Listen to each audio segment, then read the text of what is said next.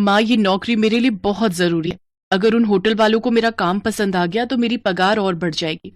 बहुत मुश्किल से तो मुझे ये नौकरी मिली है। अब तुम ऐसे घबरा कर भेजोगी तो वहां इतनी दूर अनजाने शहर में अनजानी जगह पर मेरा बिल्कुल भी मन नहीं लगेगा। हाँ हाँ, नहीं कर रही मन उदास, पर तू वादा कर मुझे रोजाना फोन करती रहेगी। हाँ माँ, मैं जब भी काम से फ्री हुआ करूंगी सबसे पहले तुम्हें फोन करूंगी। अच्छा रुक, मैं तेरे लिए साथ में खाने का कुछ बांध देती हूँ, तू रास्ते में बस में खा लेना। ठीक है माँ, तब तक मैं अपना सामान अटैची में रख लेती हूँ। ये है सीता, लाजवंती की बेटी। लाजवंती बहुत गरीब है। पति के जाने के बाद घरों में काम करके लाजवंती ने सीता को पाल पोस कर बड़ा किया। सीता ने गांव में ही रहकर 12वीं तक की पढ़ाई पूरी की।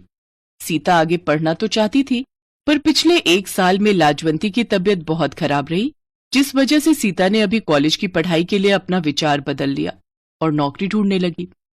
सीता के बचपन की सहेली आशा की कुछ समय पहले दिल्ली के एक होटल में नौकरी लगी थी। आशा जब गांव आई तो सीता ने अपने बारे में भी बात की, तो आशा ने उसकी भी नौकरी उसी होटल में लगवा दी। अगले दिन सीता नौकरी के लिए दिल्ली पहुंचती है। होटल में आशा उसे सब कुछ समझा देती है। सीता खूब मेहनत के साथ होटल में नौकरी करने लगती है।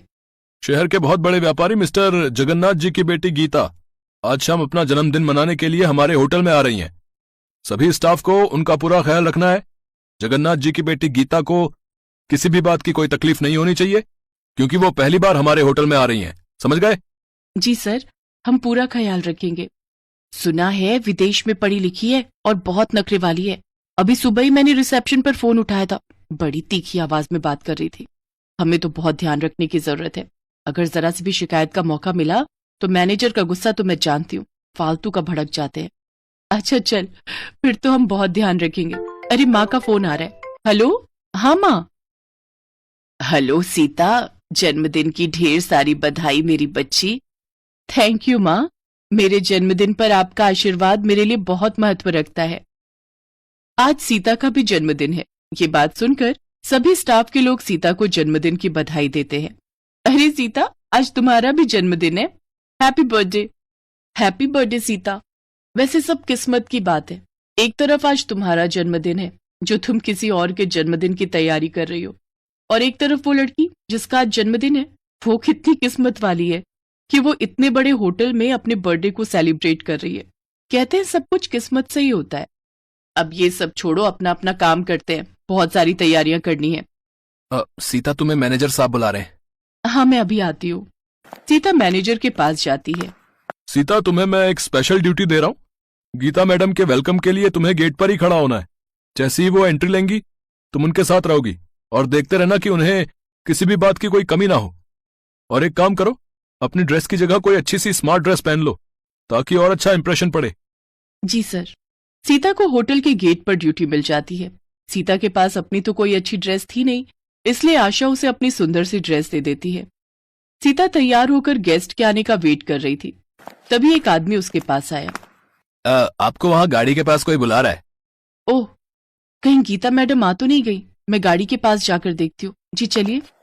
जैसे ही सीता गाड़ी के पास जाती है, अचानक 2-3 बदमाश उसे गाड़ी में जबरदस्ती पकड़कर बिठा लेते हैं और उसका मुंह बंद करके उसे बेहोश कर देते हैं।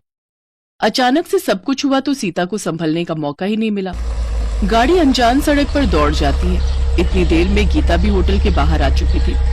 सब लोग गीता को देखकर हैरान रह जाते हैं। गीता बिल्कुल सीता की शक्ल की थी। अरे सीता, तू यहाँ क्या कर रही है? तू इस गाड़ी में क्यों बैठी है?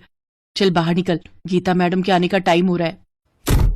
एक्सक्यूज मी, ये क्या बदतमीजी है? क्या आपका स्टाफ गेस्ट के साथ ऐसे बिहेव करता है? मेरा नाम गीता है, सीता नहीं। क्या आपको बताया नहीं गया था कि आज मेरा बर्थडे है और मैं सेलिब्रेशन के लिए आ रही हूँ? गीता, ये कैसे हो सकता है? तुम तो सीता हो। मैडम, आशा ठीक कह रही है। आपकी सूरत बिल्कुल हमारे स्टाफ की एक लड़की सीता से मिलती है। गीता ये सब सुनकर हैरान रह जाती है। मैं अभी सीता को बुलाती हूँ, वो अभी गेट पर ड्यूटी दे रही थी। तभी एक लड़का भागा हुआ आता है। सर सर सर, सीता को कुछ लोग एक कार में पकड़ कर ले गए। सीता बेहोश थी, मैं पीछे भागा पर कार आगे निकल चुकी थी। वो जरूर कोई बदमाश लोग हैं सर। गीता घबरा चुकी थी। उसने अपने पापा के मोबाइल पर फोन किया और सारी बात बताई। गीता के मम्मी पापा भी वहां पहुंच गए। मैनेजर के पास सीता की माँ का मोबाइल फोन नंबर था। सीता की माँ को जब सारी बात पता चलती है तो वो फौरन बस पकड़कर दिल्ली आ जाती है। अचानक सब पलट जाता है। अरे लाजवंती तुम, और यहाँ इतने सालों बाद तुझे देख रही हूँ। तू कहाँ गायब हो गई थी? मुझे माफ कर दो मेम साहब, मुझसे बहुत बड़ी भूल हो गई। सीता आपकी बेटी है, गीता की जुड़वा बहन। उस रात आपने एक नहीं 2 बेटियों को जन्म दिया था। मेरे मन में लालच आ गया था। मेरी औलाद नहीं थी, इसलिए मैंने आपकी एक बच्ची चुरा ली और अपने साथ गांव ले गई। पर मुझे नहीं पता था कि आज मेरी गलती की सजा मेरी सीता को मिलेगी। मेरी जुड़वा बहन सीता, माँ पापा सीता को बचा लो। मैं जानता हूं ये सब किसका काम है। मुझे लगता है अशोक ने सीता को गीता समझ लिया और मुझसे बदला लेने के लिए वो गीता को अगवा करना चाहता था। चिंता मत करो, वो ज्यादा दूर नहीं गया होगा। हम उसे पुलिस की सहायता से पकड़ लेंगे। गीता के पिता मिस्टर जगन्नाथ ने पुलिस को खबर दी और कुछ ही घंटे में पुलिस अशोक को पकड़ लेती है। सीता सही सलामत मिल जाती है। जब सीता को सच्चाई पता चलती है कि गीता उसकी जुड़वा बहन है और उसके असली माता पिता मिस्टर जगन्नाथ और ममता है, तो वो बहुत रोती है। मेरी बच्ची सीता, इतने सालों तक तू हमसे दूर रही। सीता, हमारी बच्ची। मेरी बहन सीता, तू इतने साल मुझसे दूर रही। मैं भी आप सबको पाकर बहुत खुश हूँ। और माँ, तुमने ऐसा क्यों किया? मेरे अपने माता पिता से मुझे दूर क्यों कर दिया? सीता और गीता एक दूसरे के गले लग जाती हैं। मुझे माफ कर दे सीता, मुझे माफ कर दे। अब तू अपने परिवार के साथ खुश रह। मैं तुझे अपना चेहरा कभी नहीं दिखाऊंगी। मैं हमेशा के लिए चाह रही हूँ तुम कहीं नहीं जाओगी। जो हुआ बचपन में हुआ। मैंने बचपन से तुम्हें अपनी माँ माना है। मैं तुम्हारे बिना नहीं रह सकती माँ।